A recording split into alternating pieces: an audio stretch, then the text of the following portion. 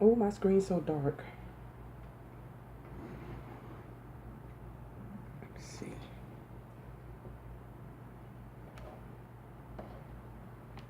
that a little bit better? If you're looking at the screen, sometimes I look at the screen. Sometimes I don't even bother to look. I'm off into La La Land. Tonight, thank you for joining me at Steno 24/7.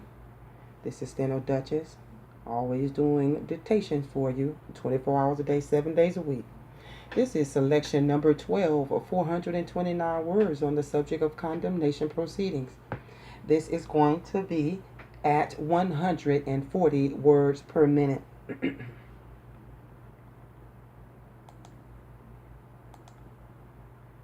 Ready? Deep breath.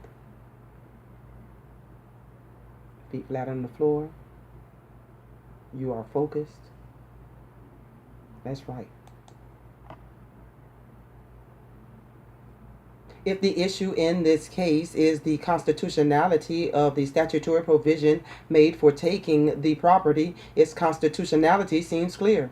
If, as I assume to be the case, the issue is the constitutionality sufficiency of the statutory 10-day notice by publication of the hearing to assess the compensation for the land taken, I consider such a provision to be within the constitutional discretion of the law-making body of the state.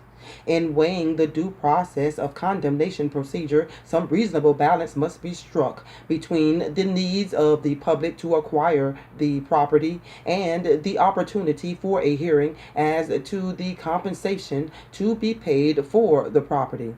Just compensation is constitutionally necessary, but the length and kind of notice of the proceeding to determine such compensation is largely a matter of legislative discretion. The minimum notice required by this date may seem to some to be inadequate or undesirably short, but it was satisfactory to the lawmakers of Kansas. It also has been upheld by the Supreme Court of Kansas and the United States Court of Appeals for the 10th Circuit. To proscribe it as violative of the federal constitution fails to allow adequate scope to local legislative discretion. Accordingly, while not passing upon the desirability of the statutory requirement before us, I am not ready to hold that the Constitution of the United States prohibits the people of Kansas from choosing that standard. Particularly, I am not ready to throw a nationwide cloud of uncertainty upon the validity of condemnation proceedings based on compliance with similar local statutes. Since 1889, it has been settled that notice by publication and condemnation proceedings to take and to fix the value to be paid for the land of a non-resident comports with due process.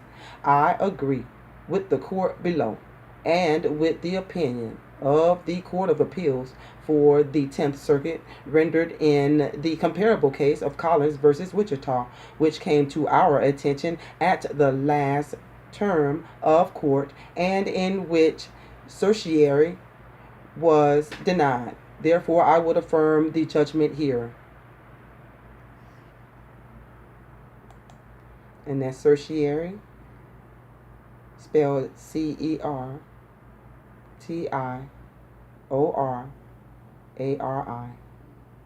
Thank you so much for coming, and I will be seeing you at the next video.